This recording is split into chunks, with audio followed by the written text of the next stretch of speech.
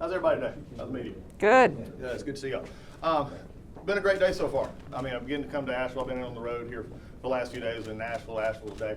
And what we're seeing is really, I think, especially here at Asheville, a family community that is working. And I think that's the good part, because we always have a situation across the country and all in our VA system. When you get as large as we are, it's always good to see folks that are doing it well. That also doesn't mean we can't do it better. And I think that's one of the things that I'm emphasizing as I go forward here is how do we take what is good in places like Asheville and Western North Carolina and make that something we can model elsewhere in the country. And look, there's a lot of discussions, and I'm going to answer some of your questions about what's going on right now. But at the heart of why I'm out here doing what I do is that I believe that the veteran has to be put first, just like they are here in Asheville. And the great team here at Asheville has been wonderful. The director on down, we appreciate the hospitality here and seeing the patients. I've had a great time actually visiting with patients in the room, listening to that. Communication is so vital when we look at where we're going and what we're doing. But when you have a task, it is about veterans. When you have a task, it's not simply about money and people, it's about also what is your mission, what is your culture, and how we do that. So for me, it's been about going and seeing our facilities, seeing what we're doing, and also putting the veteran back first. I've said this from day one of my time in office, that the veteran is going to be first at the VA. The VA exists for the veteran, and we're going to make that happen. Now, all along, are we going to have discussions and disagreements across the spectrum? Sure, we're going to do that. But at the end of the day, it's always going to be from my heart that is saying we got to take care of our veterans first, and we also got to put the right facilities in place and the right stuff so that also our VA employee has the best equipment that they can have, that they can have the best tools that they can have to make sure that they do the work that they are partnering to do. And also making sure that our community partners out in the field, those that are helping us in other areas that we don't do, or that the veteran, who is our primary constituent, want to choose under the Mission Act. We're back looking at how we can better work that. We're going to convince them that there's great care in the VA, but we're also going to convince them if they go to the community that they're going to get that same VA standard of care, because that's what we expect not only of our people, but it's what we expect of those that come to be with us. So this is the kind of area that we're looking at. Now, as we go forward here, I know there's going to be some questions. I'll tell you what, I'll just save some of my answers for your questions, and we'll take a few here before I get on with the rest of the day. So with that, I'll be opening it up. Go right ahead. Thank you, Secretary. I spoke with veterans yesterday, and you know this already from many reports, local and national. They're concerned. They're worried about specific cuts.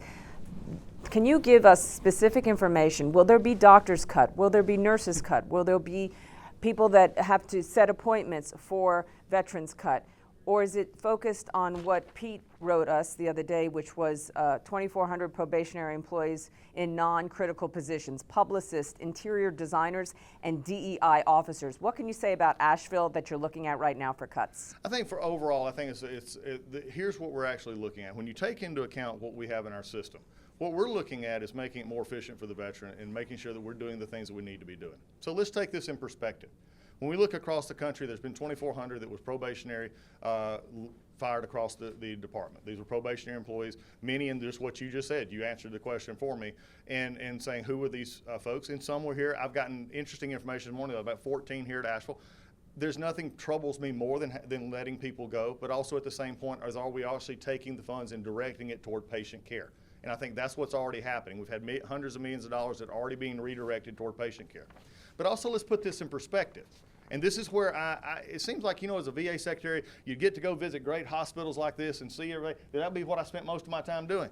But what I spend most of my time doing is fighting innuendo and rumor. That's what I've been fighting, and I've been fighting from everything from members of Congress and the House and the Senate to labor unions to people who have vested interests, even VSOs saying, you're doing this. And they come out with what you just said, and this is why I'm here to say, quit scaring my veteran. Quit scaring my employees. We got a lot of change coming, and we're going to work together to have it. But when you tell me you're going to lay off doctors and lay off nurses, that's not even in our consideration right now. I need more good doctors. I need more good nurses. I need more who are taking care of people on the front line. You know where we're going to be looking? At the bureaucracy layer that goes from my doctor to the central office in Washington, D.C. We're going to be looking at contracts that we were paying for. By the way, 2% was all we looked at so far in contracts. And we found monies that came from that. We were paying people to write PowerPoints for us and meeting notes. That doesn't help my doctors health care. That doesn't help them do what they're supposed to do. So let's put that in perspective. Also, that's 0.5% of our employees at this point. Now, as you look forward to a bigger RIF, many of you have heard about this, we're going to start looking with our career employees. We've already started talking about that here. How do we know the areas that we need to look at to make sure that anything we do in a reduction in force goes toward not only making us more efficient, but also helping us out in making sure that patient care and benefits are taken care of. Now, let me just make one thing clear, and if you have a question about this, I'm going to answer it real clearly right now.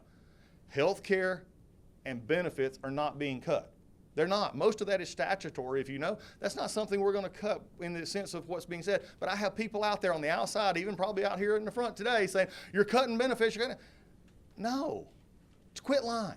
That's all I got to say is quit lying and do it from there. Could you tell us, or could someone here at the VA in Asheville tell us what were those 14 or 15 jobs that were cut? We did. There was an executive assistant, there was interior designers, there was also some stock clerks, which by the way, we got some information on today that we're actually looking at. Because not just the probationary, there was the fork in row, the DRP, the early retirement.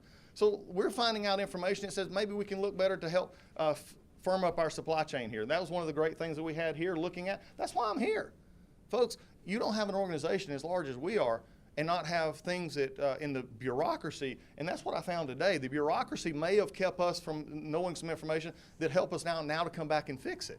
So when you look at this, again, here's an interesting thing that I'll just say to all of you. It's amazing to me that they've had stories out in the media lately about appointments, wait time. Well, we've had wait times here in the VA since we've been in the VA. By the way, if you go to the private hospital over here, guess what they've got? Wait times as well. Those have been a problem. They said, well, surgeries were canceled or something was done.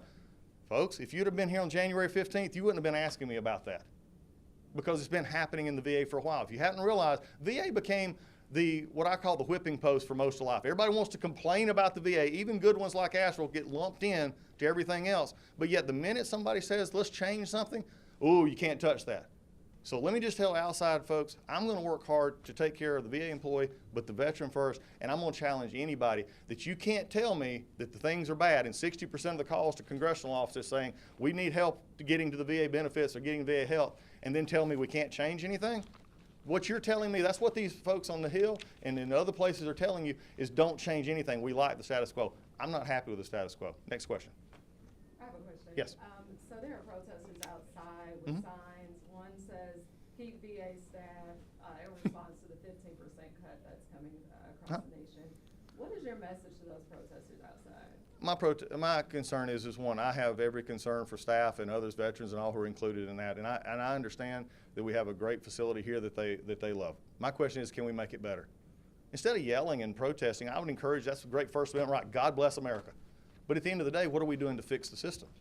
What are we doing to make sure that I have a health management, records management system here that is so outdated that we're not even in basically a modern world when it comes to somebody being able to use their phone or stuff to get the help or the appointments or their medication? Where are the same folks that, again, for 10 years, the GAO, Government Accounting Agency, has said that the VA is on the high risk list? 10 years, ladies and gentlemen. 10 years. And you know what we've done? We've thrown money and we've thrown people. In the last 4 years, we spent and put tens of millions of dollars, almost billions of dollars, into the budget of the VA, and we spent tens of thousands of employees into it. And you know what? Our metrics across the system have actually decreased. From wait times to also benefits and disability packages. They went from lows of under 60,000 to 225,000. All I would tell them out there is work with me in this. Change is going to come in life no matter what, and it comes everywhere.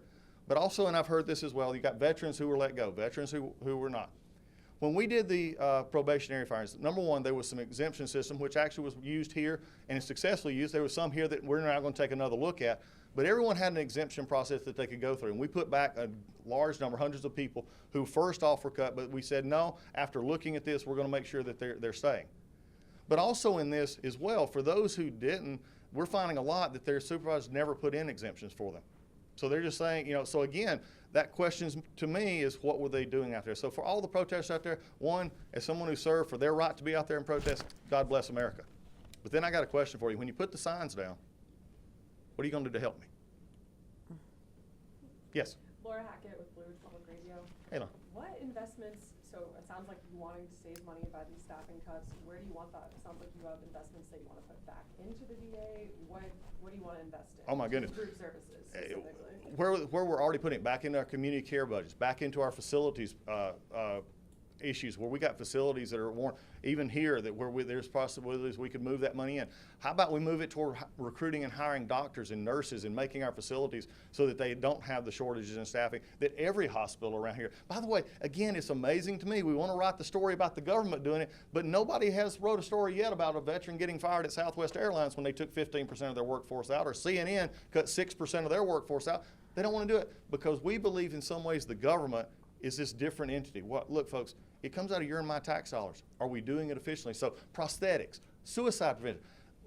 This is another issue for me. We're spending $3 billion a year on suicide prevention, and yet our numbers have basically stayed the same. No real thought consciousness would say that that's a good thing. We got great people doing great things with our suicide prevention, but is there better ways to do it? Because we're spending $588 million on prevention.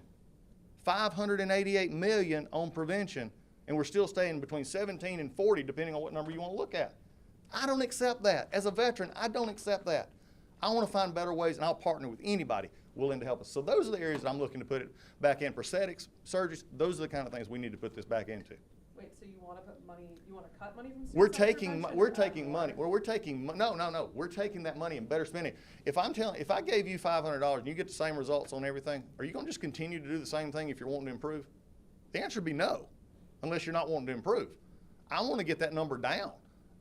Did y'all realize in the media that I'll use a 17 number, but it's the same percentage probably as you going up, that out of those 17, 50% have never had contact with the VA? 50%. Why is that? Are we not reaching them? Are we not hitting them? Are we not going where they are? So that's why I'm doing podcasts. I'm doing media. I'm sitting here every time I go to an event like this and talking to you. I need your help. If you're a veteran watching me today and you're in crisis, look, call us. We want to help. But if you're there, find somebody. Find your battle buddy. Find your wingman. Find somebody to talk to. That's what we got to do better on. Next question.